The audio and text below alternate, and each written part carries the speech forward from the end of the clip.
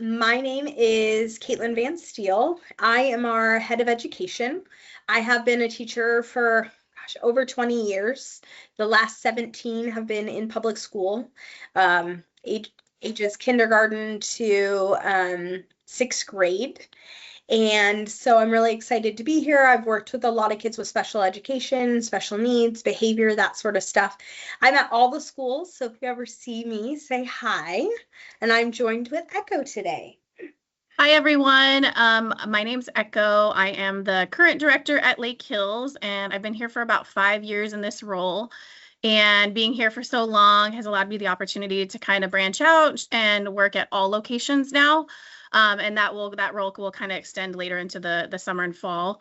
Yeah, I have a background. I have probably about 20 years or so in ECE of teaching, and as a director and leadership as well too. I have a master's in education with emphasis in special education. So this is kind of right up in my forte here. Yeah, awesome. Well, the way we like to do things is Echo and I are going to kind of share a little bit about kind of biting and some different strategies and just address the topic. But anytime you have a question, you can raise your hand, but we will definitely have a lot of time for questions, scenarios. Want to reassure you, we want to address kind of both the kids who are doing the biting and the kids who are being bitten. And as a mom, I have dealt with both. I think Echo has as well. Same, yeah. So we really like to come from this class from a place of kind of understanding how challenging that can be on both sides. So I always like to say that at the beginning, because I think these are challenging behaviors and we want to acknowledge it's hard on both ends. So we're going to get started. I wanted to just mention too, like, yeah. my daughter's currently like she's almost 3, so we just got out of, or getting out of, I should say, this phase, but she started in our older ones, young twos class, which is kind of the age group that we see this predominantly in, and she was initially the one getting bitten, and then she ended up being on the other end of it. So I was a mom personally that was on both sides with my daughter, so I definitely get like the difficulties of being on both sides and kind of navigating that as a parent, for sure. Yeah, and I have twins, which if you were some of their names I recognize from last week. One of my children was a biter, and one was one who got bitten by a different child, not one of ours. So I also understand the frustration of that. So, Definitely. All right. Let's make sure. Okay. I just want full screen.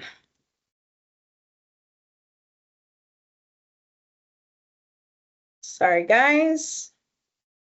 Perfect. There we go. Can everyone see my screen? Echo? Yep. Can you see it? Yes. Gotcha. Awesome. Okay.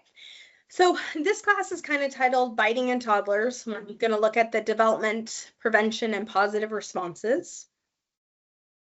And if you guys have anything as we go along with this, if you guys have, we'll have a section at the end for questions. But if you see something that stands out, or you want more clarification on as we go through, just unmute yourself and chime in. Yeah, absolutely. So just briefly, some of the things we're going to talk about is kind of why toddlers bite. What are some preventative strategies? How do we, what are some responses? And then kind of looking at what we're doing here as a school, as an organization, and what you may need to know for additional support.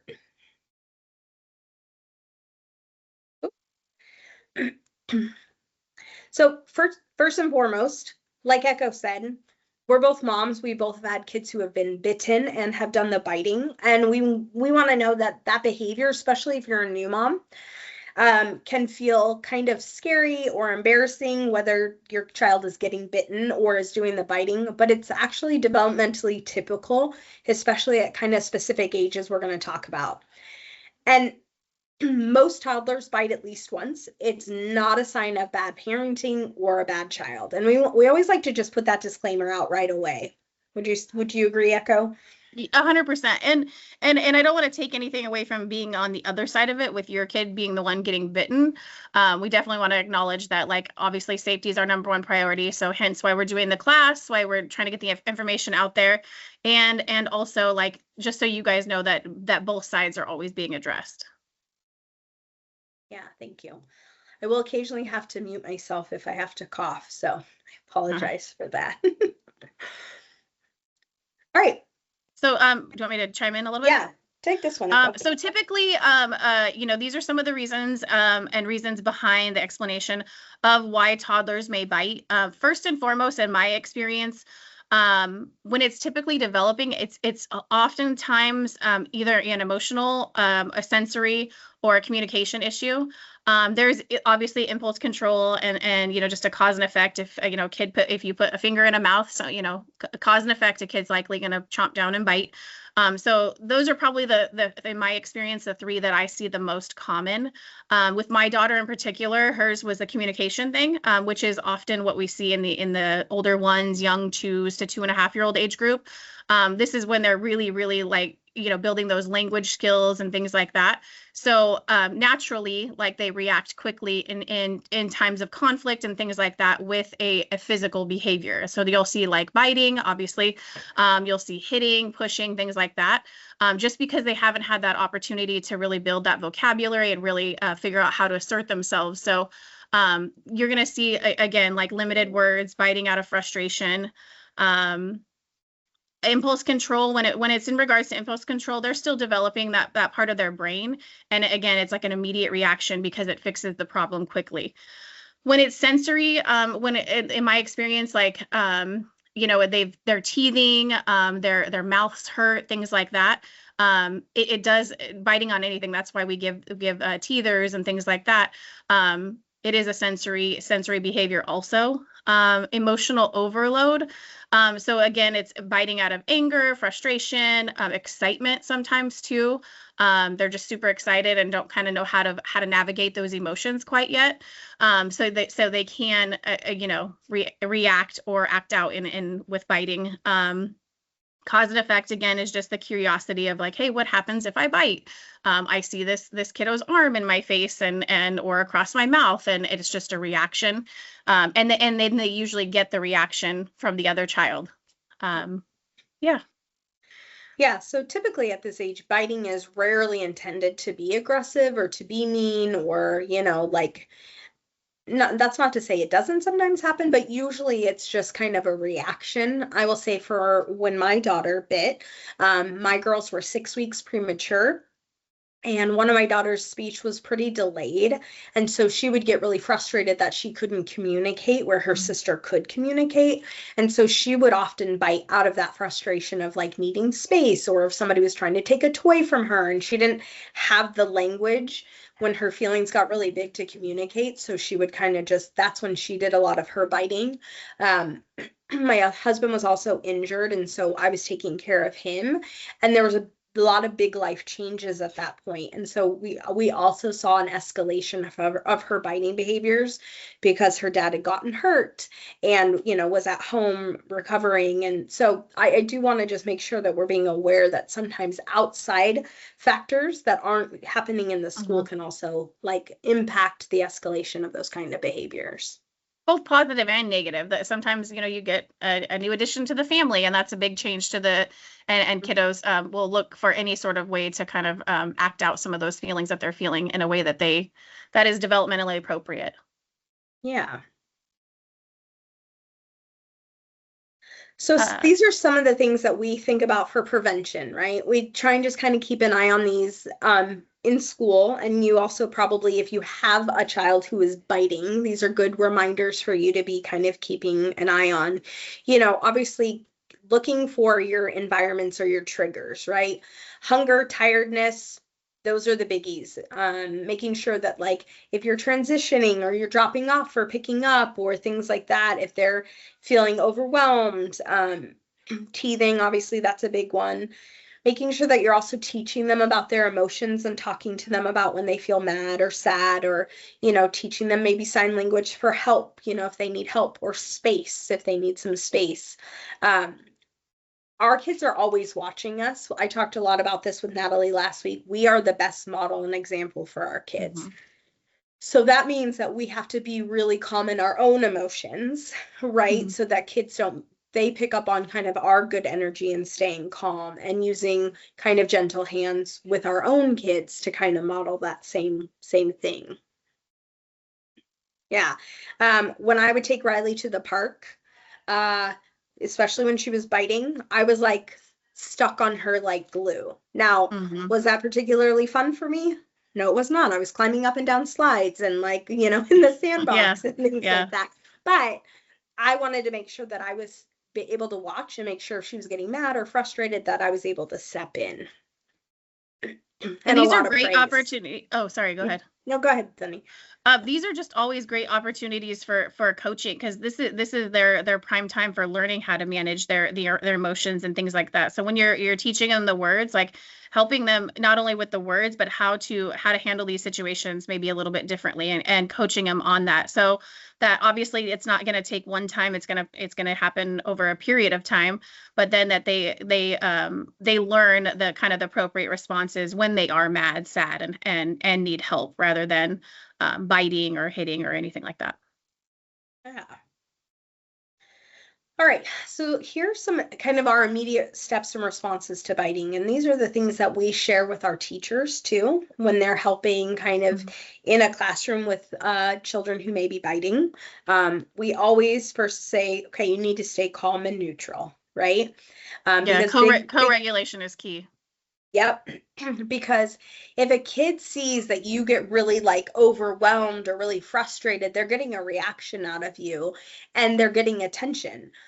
Any attention sometimes at this age is good attention, and so that's they're like, oh, when I do this I get feedback from my teacher, okay, like Yeah, I get yeah, their full yeah. attention. So we always try and be like, no, calm, neutral, um really firm, clear language, talking to our teachers about being like, biting hurts, we use gentle touches. I think for me, the most important one that we talk to our teachers about is making sure that we attend to the victim first, Mm-hmm. because it is when a child gets bitten, and again, I'm a mom whose other daughter was bitten. It's scary and you feel sad and powerless that your kid's getting bitten, even if it is appropriate. Like it still doesn't feel good. So knowing that, like at least she's been being attended to first, that they're caring for her first, it reinforces that, like, oh no, you hurt Sally. I'm going to take care of Sally right now because Sally didn't, like, are you okay? Can I help you? Do you need an ice pack? And you're giving the child who did the biting a moment to see that actually this is the kid who gets your priority. This is the kid who gets the attention first. I actually had the one of the times that I happened to walk into the classroom and my daughter was in the act of biting somebody, and I opened the door and I she was across the room and I immediately saw, I knew exactly what was happening, and I quickly went over to the kid that got bitten and I gave my attention to that child, which was a huge wake up. My daughter just looked and was like, wait, what? My mom's coming in the class, one, but also not giving me the attention it's going to this other child. And that I think was very, very impactful for my daughter to see. And I said, oh, no, when we hurt our friends, this is where our attention goes. And I was making sure they were okay. And I think that definitely is a crucial piece to it for sure. Yeah, we also talk about making sure that we keep kids separated to the best of our ability, like removing, the child saying, "Hey, you need a break when you're hurting people." And then obviously the biggest one is really trying to reinforce better choices, um, teaching the kids to ask for space. Echo, you had one about like teaching the kids to say stop. You want to share that example? As a teacher, I was a ones teacher, I was a twos teacher for a long time. Kind of ran the gamut in the ECE field in age group. And when I was particular in this age group and dealing with this behavior in particular, I realized that I needed I needed time to be able to, as a teacher, to get to the kid before, these behaviors happened.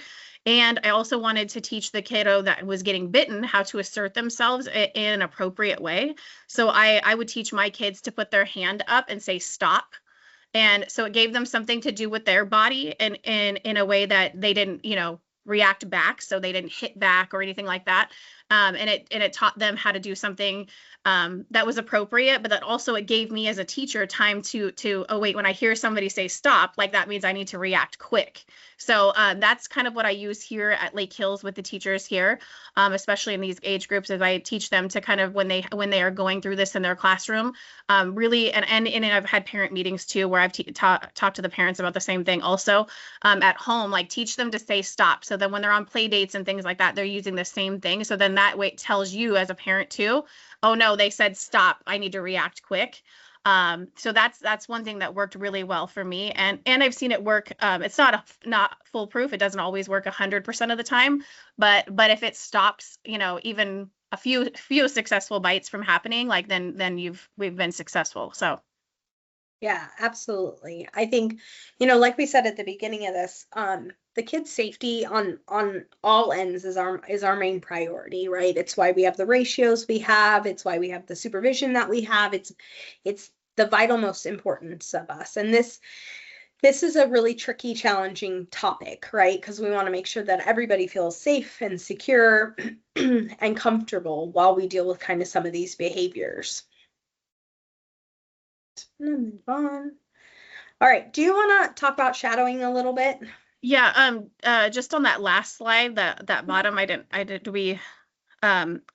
just we do want to note that in accordance with our parent handbook, after a kiddo has had a challenging behavior, aggressive behavior, that's unprovoked, then we do send kids home. That is part of our parent handbook. So we do want to note that, we're not gonna allow it, a kid to bite, 6-7 times in a day and still, not have taken some sort of, immediate response to that.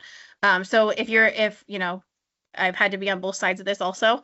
And, there is something that happens. So we don't want to say that we're just gonna, let again, like 6 or 7 bites happen in a day, but after they've had to, and this goes with other behaviors too. So it could be hitting, if it's unprovoked, physical aggression, then we do send kids home. Yeah. So after, so the first time, like any of us, if you make a mistake, you get a chance to fix it, you have conversations, you redirect, but if it happens again, then it becomes a safety concern, and we will send kids home. For sure. Yeah, absolutely. Thanks, Hex. Yeah. So shadowing, this is, in my experience, this tends to be, along with redirecting at this age group, shadowing tends to be, I would say probably, I don't know the exact statistic, but in my experience, it's probably 50-50 when it's successful and not. A lot of times kiddos just need time to get out of this phase, and they need a different way to either build those language skills or to, learn and be coached on how to appropriately manage their emotions and things like that. So shadowing is one of those things that we use to hopefully get them through that phase. So shadowing is, I always tell teachers when they're shadowing, they're within arm's reach of the kiddo that they're shadowing at all times. It has to be heavily communicated amongst teachers, so everybody knows kind of who's on shadow duty. And we always encourage teachers to take turns. They're often holding hands with the kiddo that they're shadowing just so that they can be within reach at all times. And again, like it's not 100% foolproof, but it should be very, very close to that if you're effectively shadowing. But it just helps prevent those unwanted behaviors from happening, and you're one-on-one with that kid, so you're able to redirect those behaviors to a more positive one. We can't always. Go ahead. Sorry. Go ahead. I was just going to say the teachers who are shadowing also have an opportunity to praise, right? And to build up the positive behavior of like, oh, I see that you're using your words instead of your hands. Like, really good job. I'm proud of you for communicating. You needed space. Like, it provides a one-on-one opportunity that is just as important for the child being shadowed as, keeping the child from engaging in those mistaken behaviors with other kids. Sure. And as much as, we obviously we'd love to put, a shadow on every kiddo that it was, experiencing a challenging behavior. We can't always do that due to ratios and classroom coverage, because that is obviously the first priority, making sure that our ratios are maintained. That's a state licensing rule. But after that, like whenever we have extra staff, and I have a class that's going through, a phase of biting or something like that, then I'm always redirecting that extra staff to that class to help support those teachers. Because as soon as they get a little bit of extra support, oftentimes, like I said, about 50-50, that it reduces this from happening. It can be effective, but it's also a short-term solution. So again, it usually takes about, I've seen it resolve in about 1 week, and then I've seen it take up to 3 to 4 weeks to resolve with a shadow. But after that, usually then we kind of are seeing like maybe this is something that needs to be addressed differently, that a shadow may not fix. And I do want to say too that I've had a lot of experience as a teacher and as a director where the biting will phase out, and then sometimes it will come back. And that's not necessarily like whatever was going on or whatever measures were taken in the class didn't work, but oftentimes the kiddo reverts back to what worked for them. So when they got it phased out and things seem to be resolving, but then something maybe changed in the classroom, something changed at home, or they're just not, maybe they're having trouble communicating further or something like that, or emotional challenges, anything, and they will oftentimes revert back to a behavior that actually worked for them. And again, at this age group, it is oftentimes biting. So I've seen it, like I have a class here right now where at Lake Hills where a kiddo had gone through a phase of biting, worked through, the teachers got worked through it, and then just I can't even put a name to what actually happened, but then it reverted back, and months went on, and everything was better for a while, and then it reverted back again. And then sometimes in those periods too, you'll see another kiddo pick up that behavior too. So this is kind of an ongoing thing that is these 1.5 to 2.5-year-old teachers are dealing with. Biting. So I do want to acknowledge that sometimes you'll see like, oh wait, things got better, and then wait, it's happening again. What happened? Well, a lot of times again, it's like the kiddos reverting back to a behavior that worked for them and got their needs met. Yeah, absolutely. So these are just a couple points. I really want to kind of just talk about these briefly, and then we want to go talk about kind of long-term solutions. But we're always asking and encouraging parents to, when you pick up your toddler, please don't expect them to remember why they bit someone, or maybe even why they got bit, because they don't always know, the situation. And a lot of times if it happened at 9 a.m. and you're picking them up at 4:30, they really just don't remember. Mm-hmm. Trusting that the teachers are appropriately redirecting and taking care of the situation is like, that's our job, right? It's the job of the directors and the teachers and the school to kind of support that things are happening in the classroom appropriately. We ask that you not reach out and talk to other parents about the situation. We know, and I know personally, what it's like to be on both sides of the situations, but allowing the people to do their work and their due diligence. Because I will say, we really value protecting kids' dignity.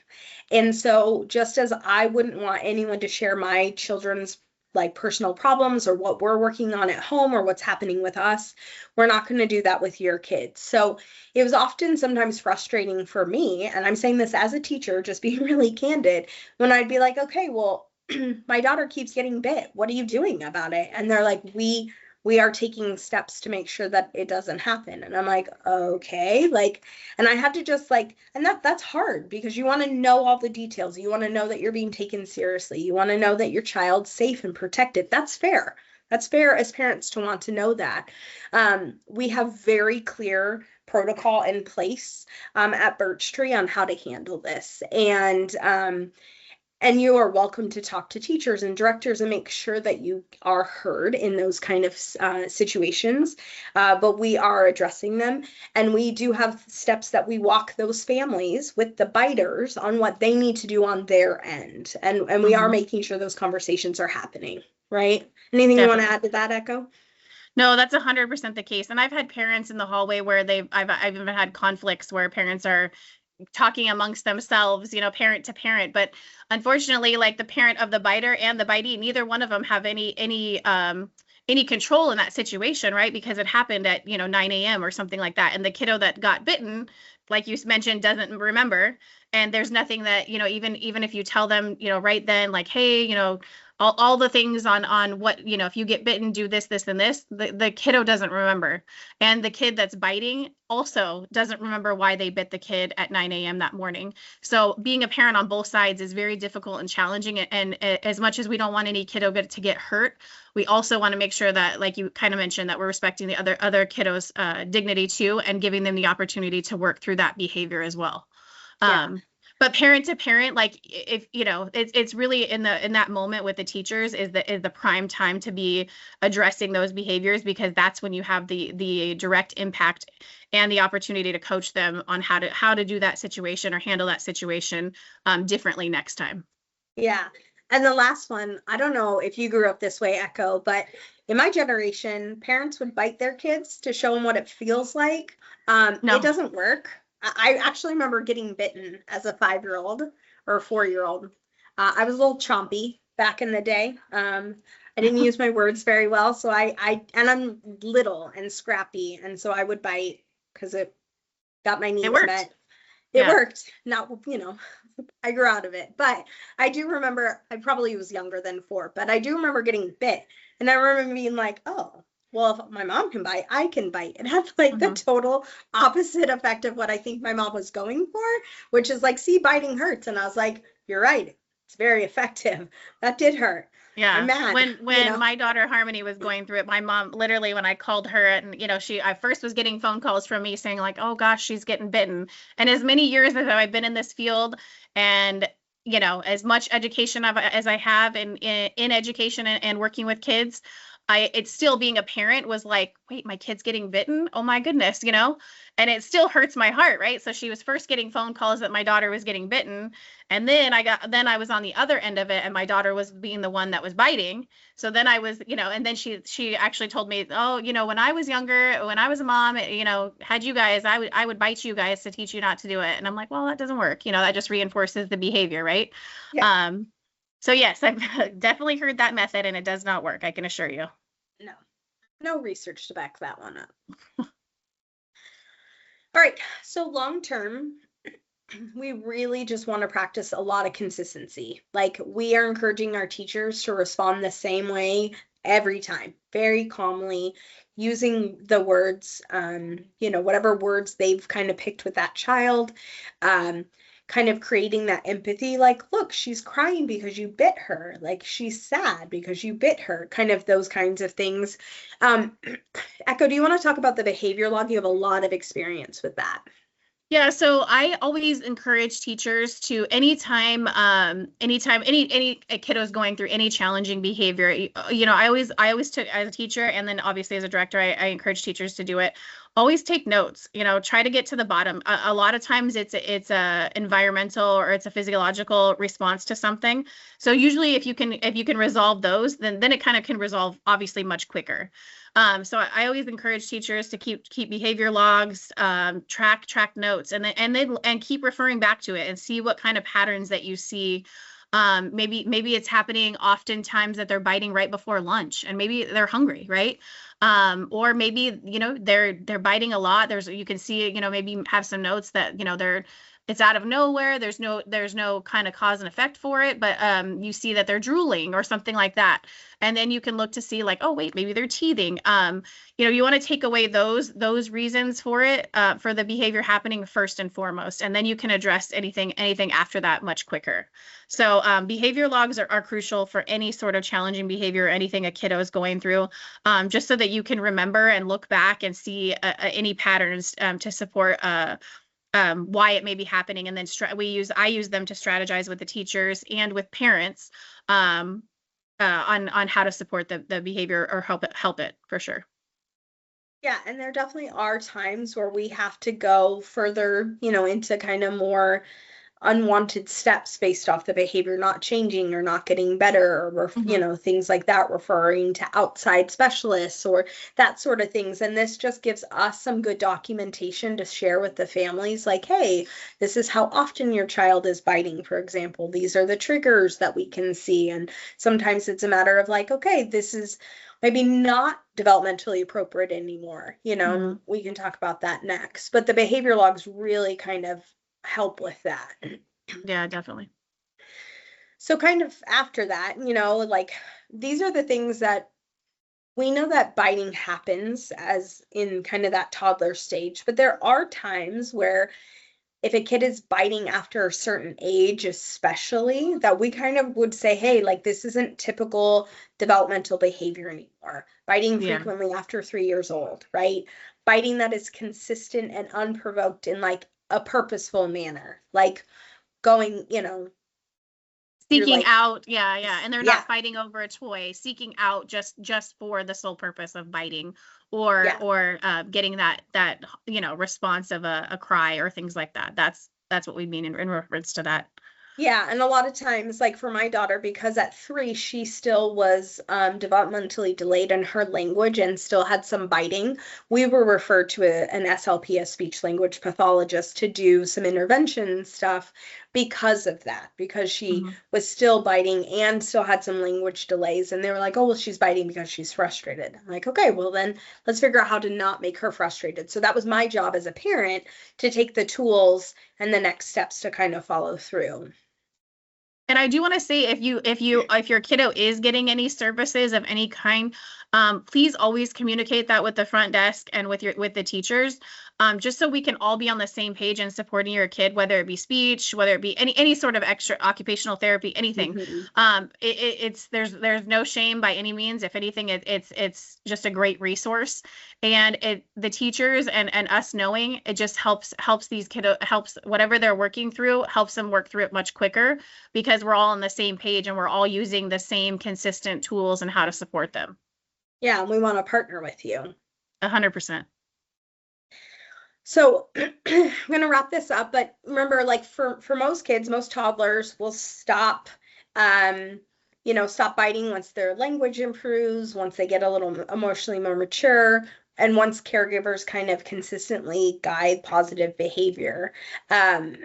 So we want to give you an opportunity to ask questions, if you have any specific scenarios or anything you're wondering about, like now's a great time to do that. We are definitely here to help and support.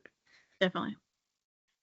I would just say no question, Buzz. Thank you so much for sharing all the information. It should be really helpful, though my daughter's only like 1.5, 17 months, so probably a few months away from the biting phase, but it's good to know. Thank you, Buzz. For sure. And Yeah, always thank reach you. out to your directors, definitely, and your teachers. Always communicate with them. Like, if you see them teething, I always tell parents, like, over communicate. Like, if you see them teething, like the teachers, just knowing that, like, especially in this age range, they can just be on the extra lookout that, like, oh, this might happen, right? Because the goal is obviously to keep everybody safe. So if we know as much as we can, then we can address those sometimes even before it happens. Thank you guys for taking the time to join us. We hope we were able to answer or put your mind at ease on whichever side you are on this topic. Again, please don't hesitate to reach out. We're both always here and happy to help. And anyway, as a parent or as educators, or reach out, we can help facilitate reaching out with directors and things like that too. So yeah. Thank you guys. Thank you. Nice Thank you. job. Thank Thank you. you guys. Have a wonderful Bye. day.